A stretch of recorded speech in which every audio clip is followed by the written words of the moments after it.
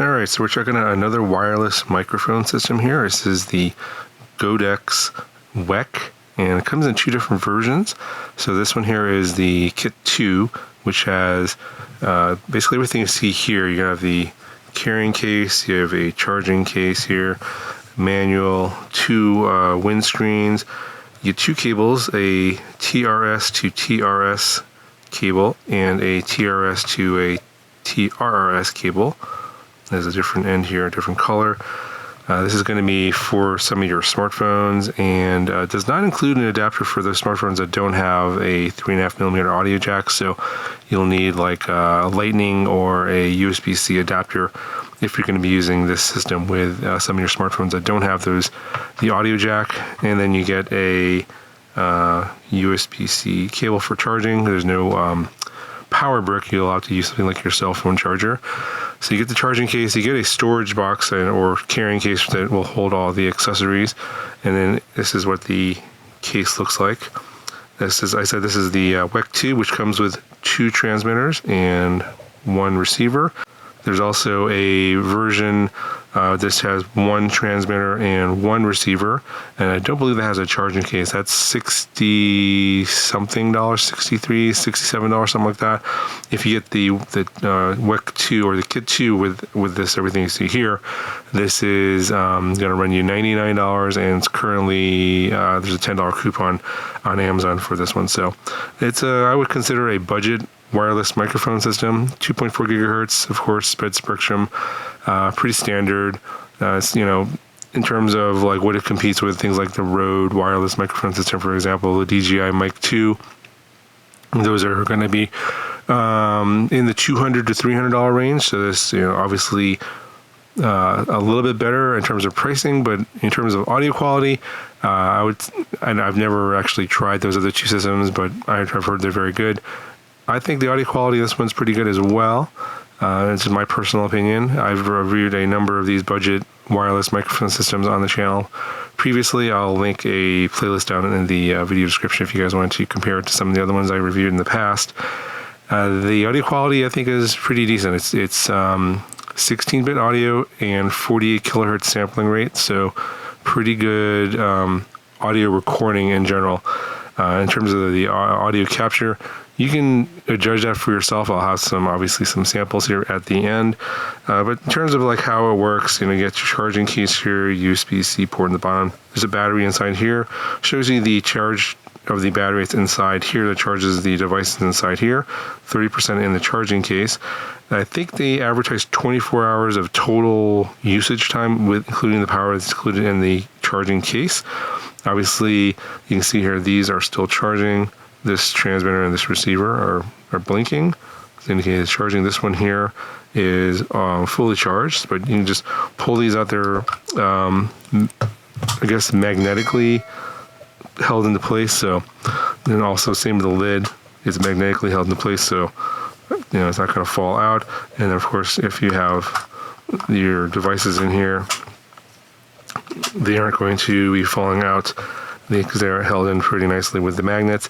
And then the internal batteries are charged with these pins here. Of course, there's corresponding pins inside the charging case. But if you want to just charge it by itself, you can just plug in any 5-volt USB-C power source and it will charge us up. And you can see here it's blinking. It's not paired with the receiver, so pull the receiver out here.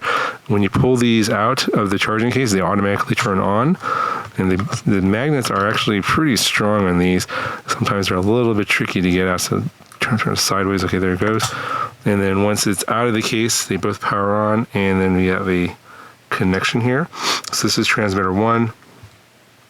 Transmitter 2 is still in the case, and it's powered off, so it is blinking right now. So take a quick look at the transmitters here. So both of these are the same. I'll take the other one out as well. And they basically look exactly the same. There's no indication as to which one's 1 or 2, but you can see one's got a solid light, one's got a blinking light. You have a small clip here to attach it to your shirt. I wish this one had a magnet, like some of the higher end ones have magnets. This one does not have that. which is kind of unfortunate.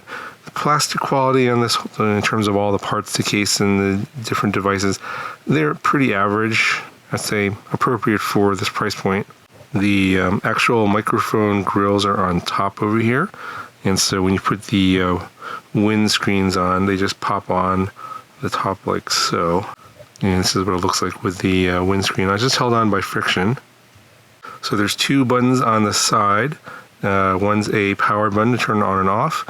So if it's been outside the case, or if you want to turn it off outside the case, you just long press the button and that'll turn that on or off. Of course, when you stick it back in the case, it automatically powers off, and you pull it out of the case, it automatically powers on. The orange button here is a pairing button, or it also works as a noise reduction button. So if you want to turn on the noise reduction mode, you short press the button, and then it'll turn the light orange here. So I'll short press this, I'll turn that off. Green means that the noise reduction is not on. You press it like that. Orange or yellow means that the noise reduction is turned on. And then for this one here, you can see that transmitter 1 light on the receiver is solid, and that's solid. So this has a connection, but the second transmitter has lost its pairing to the receiver here. So this is blinking here, and we have no light here on transmitter 2. So what you do is you press and hold the pairing button here and the pairing button on the receiver, and you hold it for 2 seconds, I believe, and then it will pair up. So we'll go ahead and do that. See blinking there, and just let go, and now we have a solid connection, solid blue light on both of these, a solid yellow light over here. So we can see that noise reduction is turned on over here. So it looks like if you turn off noise reduction on one transmitter, it'll turn off on the other one, and vice versa. If you turn it on over here, I'll turn it on the one on the right. Noise reduction gets turned on the other one correspondingly. So I guess it's probably so that they match up in terms of how they're recorded in the audio recording on your device.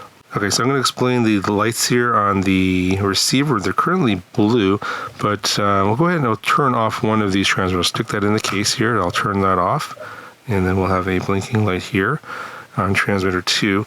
So when you have a blue light here, I was typically using this in the one transmitter, one receiver setup here.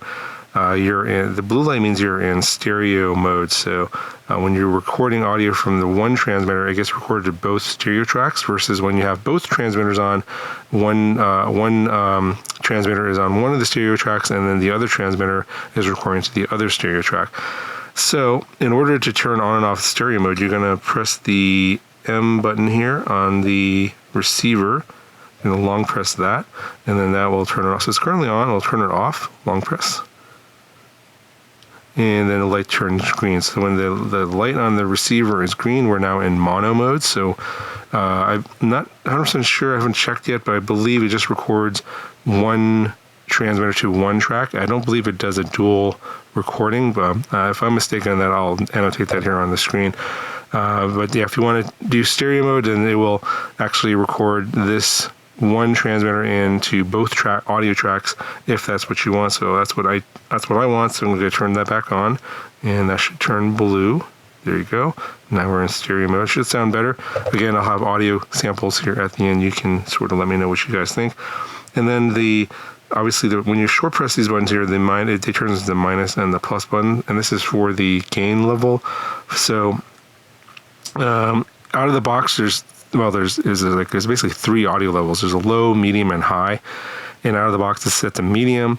If it sets too much gain for whatever reason, you're getting maybe you're getting breakup or distortion, then you want to lower that. You're going to short press the minus button, and that'll lower it by 6 dB. If it's not enough gain, even on the low or the mid setting, and you need more gain so that you can hear whatever is being recorded, then you want to increase your gain and hit the plus button. Just short press that, and that'll increase it by 6 dB. And when you power everything off, it goes back to default to the standard, the mid gain. And I feel like the mid gain is probably the best all around. You can kind of play around with the gain as well in post, but I find that if it's in the high setting, you have a little less flexibility, especially with the cameras I was using. I was using a GoPro setup here, and I'll just show you quickly how this would work in a sort of a typical camera setting. So here's what I use. I had this GoPro. This is a Hero 12 with the media mod. And so you need some sort of, obviously, audio in capability. So you're going to stick the receiver, and this clip here will work fine for these cold shoes. I'll just slide into here like so, like that, and that'll hold that receiver in a nice place on the camera. And then you're going to use in this case, a TRS cable, and we'll plug that into the side of the receiver here, and then the other end goes into the audio in jack on the GoPro over here, or your camera. And that is pretty much how you attach everything for audio in on your camera side. Of course, if you have a DSLR, obviously you want to consult your manual in terms of how you want to set it up. And then now, when the camera's turned on, you're recording, and you have your transmitter and your receiver turned on, powered on. Anything that you're recording audio-wise will be recorded through this wireless microphone, sent over here to the receiver, and then saved to the audio track on the video recording on your camera. That's how you would set it up. So for those of you that are wondering about some of the technical data here, specs on this system here, go ahead and pause the video. This is straight from the manual. Okay, so we'll start off with the range test here. Of course, you get a sense for the audio and the range test, and then I'll do a few other tests here on the gain levels and also the noise reduction feature. All right, so I'm going to try the range test here, and the transmitter is on my coat here, kind of pointing to the side. Got the wind muff on. As I turn away, if my body blocks the transmitter, probably going to lose signal. So what I'm going to do is I'm going to walk backwards so that I can maintain line of sight with the transmitter and the receiver.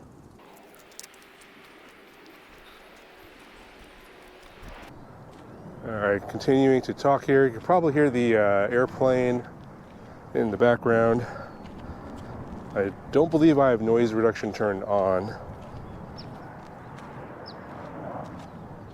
I'm trying to maintain line of sight so there's no link loss. Every time I do these tests with the where my body cuts off the transmitter or the signal gets blocked, then the signal gets lost, and it takes some time for it to reconnect. Sometimes it doesn't reconnect depending on what system you're using. Let's go this way here. Again, trying to maintain line of sight here, don't lose that connection. This is probably, I'm probably 50 yards away, maybe a couple hundred feet at this point. Continue to go further back. Hopefully you haven't lost any connection yet. There's a fair amount of Wi-Fi here, so on some systems this connection has been lost at this distance. Alright, so this is probably a good 300 feet away, maybe 100 yards, where these picnic tables are. Hopefully I didn't lose signals.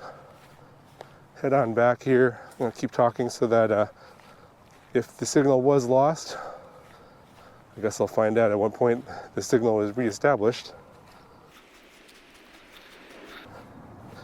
And again, we have another plane coming. Should hear some of that should come out in the audio. And if the connection was lost, hopefully it's reestablished now.